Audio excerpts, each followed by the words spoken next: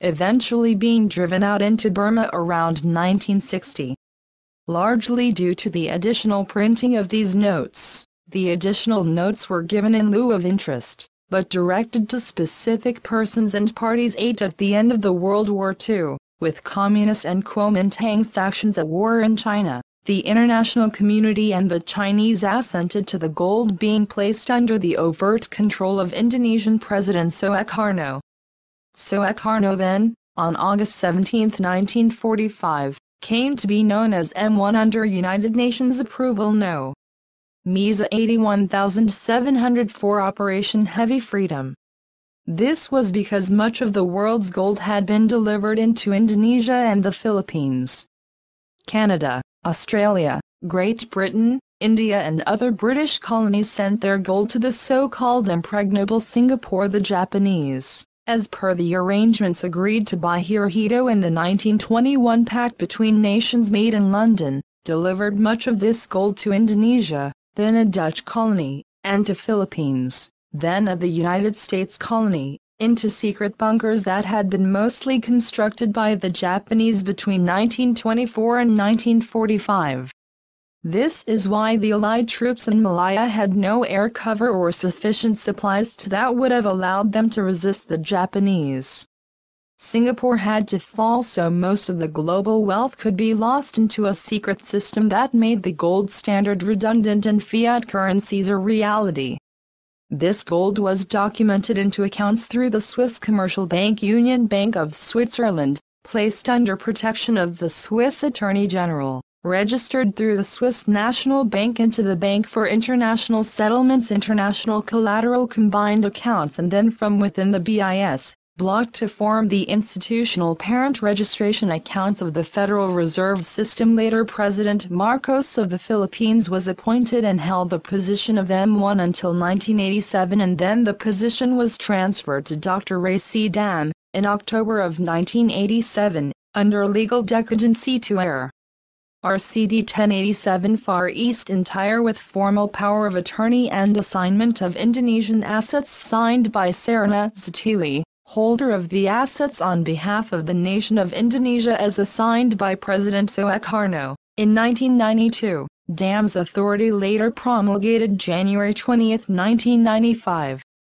Dam proved to be impossible for the entire system to work with, either because he refused to allow those who placed him in authority to steal, or because of his personal arrogance. Difficult to know which is correct, and his authority over the institutional parent registration account set aside, and the system reverted to the three nations who had controlled these accounts since World War II, United States, Great Britain and France, who systematically and illegally subverted the established system since 1996.9. From this we can see that there are two functional operations. One was ownership and depository control by the owners of the gold, and the other a control system set in place to administer and control the collateral combined accounts as an independent arbiter. Ownership rights are held by the signatory to the depository accounts in commercial banks, and control rights have been held by M1.10. So it was that the entire world's supply of bullion and coinage gold was withdrawn and fiat currencies became the order of the day. However, underneath the notes and money issued by the Federal Reserve was the underlying wealth within a centralized system that nations was intended to be used equitably, but bankers determined they would use to raid national economies. 11. In 1963, President John F. Kennedy entered into an agreement with President Sukarno to provide the funds to allow the United States Treasury to print its own currency, thus subverting the right to print the currency held by the Federal Reserve. The agreement would have transferred some 59,000 tons of gold to underpin this currency. The problem with this was that the United States domestic currency would have then been backed by gold, which would have been a violation of international agreements meant to stabilize currencies. 11 days after signing this agreement, President Kennedy was assassinated. President Johnson suspended EON 1110 as issued by Kennedy and transferred the bullion to the Federal Reserve. The Green-Hilton Agreement was not implemented until 1968 when Sukarno fell from office and when global trade made it imperative that the world have a global currency. As the gold had been transferred to the United States Treasury in 1968, a series of bonds known as Kennedy bonds were issued in order to honor the terms of the Green-Hilton Agreement made between Kennedy and Sukarno. The 1968 terms of the gold delivery to the United States being different than made in 1934.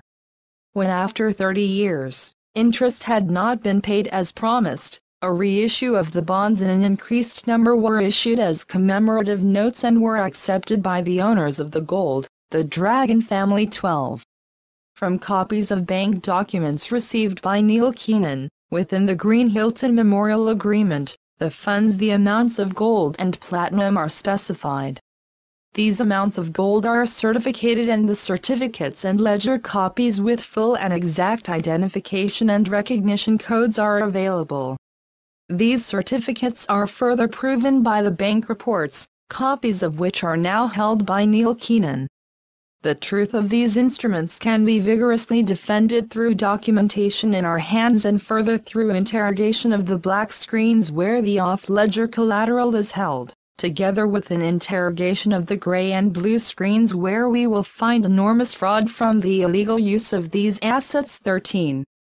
In the few documents we present with this complaint we can see that the assets have been deposited, the counter-assets created and presented to the depositors. The depositors have been cheated for over 70 years through the intentional and fraudulent failure of the obligor to honor the agreements. 14.